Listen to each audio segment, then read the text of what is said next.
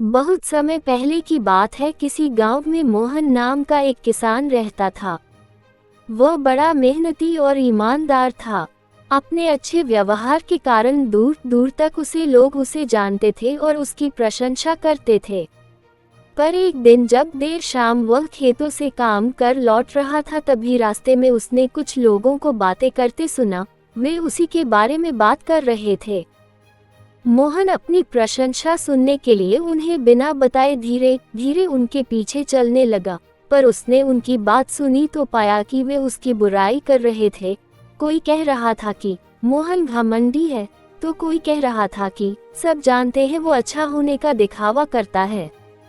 मोहन ने इससे पहले सिर्फ अपनी प्रशंसा सुनी थी, पर इस घटना का उसके दिमाग पर बहुत बुरा असर पड़ा और अब वह जब भी कुछ लोगों को बातें करते देखता तो उसे लगता वे उसकी बुराई कर रहे हैं। यहाँ तक कि अगर कोई उसकी तारीफ करता तो भी उसे लगता कि उसका मजाक उड़ाया जा रहा है। धीरे धीरे सभी ये महसूस करने लगे कि मोहन बदल गया है और उसकी पत्नी भी अपने पति के व्यवहार में आए बदलाव से दुखी रहने लगी। और एक दिन उसने पूछा, आजकल आप इतने परेशान क्यों रहते हैं? कृपया मुझे इसका कारण बताइए। मोहन ने उदास होते हुए उस दिन की बात बता दी। पत्नी को भी समझ नहीं आया कि क्या किया जाए, पर तभी उसे ध्यान आया कि पास के ही एक गांव में एक सिद्ध महात्मा आए हुए हैं। और वो बोली, स्वामी, मुझे पता चला है कि पड़ोस के गांव में एक पहुंचे हुए संत आए हैं। चलिए हम उनसे कोई समाधान पूछते हैं। अगले दिन वे महात्मा जी के शिविर में पहुंचे। मोहन ने सारी घटना बताई और बोला, महाराज, उस दिन के बाद से सभी मेरी बुराई और झूठी प्रशंसा करते हैं। कृपया मुझे बताइए कि मैं वापस अपनी साख कैसे बना सकता हूँ। महात्मा मोहन की समस्या समझ चुके थे। पुत्र, तुम अपनी पत्नी को घर छोड़ आओ और आज रात मेरे शिविर में ठहरो, महात्मा कुछ सोचते हुए बोले।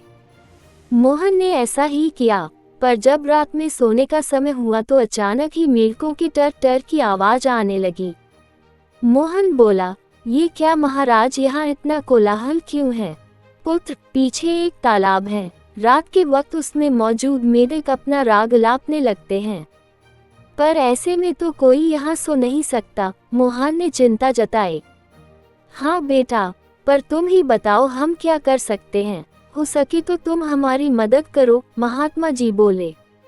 मोहन बोला, ठीक है महाराज, इतना शोर सुन के लगता है इन मेढकों की संख्या हजारों में होगी।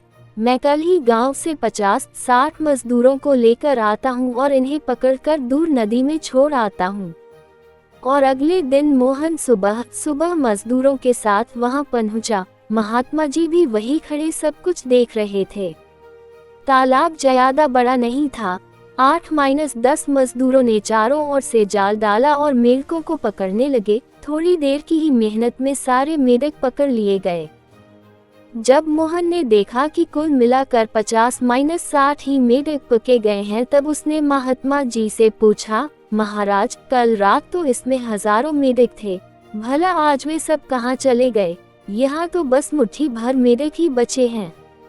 महात्मा जी गंभीर होते हुए बोले, कोई मेढक कहीं नहीं गया।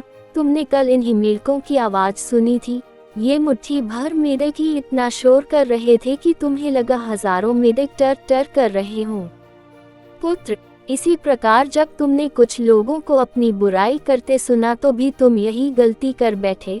तुम्हें लगा कि हर कोई तुम्हारी बुराई करता है, पर सच्चाई ये है कि बुराई करने वाले लोग मुट्ठी भर मेढक के समान ही थे।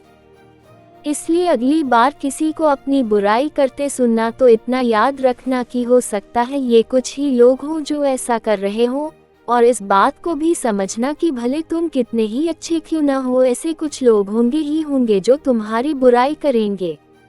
अब मोहन को अपनी गलती का एहसास हो चुका था। वह पुनः पुराना वाला मोहन बन चुका था। फ्रेंड्स, मोहन की तरह हमें भी कुछ लोगों के व्यवहार को हर किसी का व्यवहार नहीं समझ लेना चाहिए और पॉजिटिव फ्रेम ऑफ माइंड से अपनी जिंदगी जीनी चाहिए।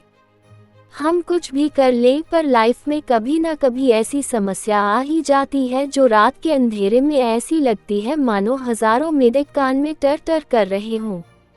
पर जब दिन के उजाले में हम उसका समाधान करने का प्रयास करते हैं तो वही समस्या छोटी लगने लगती है। इसलिए हमें ऐसी सिचुएशंस में घबराने की बजाय उसका सल्यूशन खोजने का प्रयास करना चाहिए और कभी मुट्ठी भर मेढकों से घबराना नहीं चाहिए।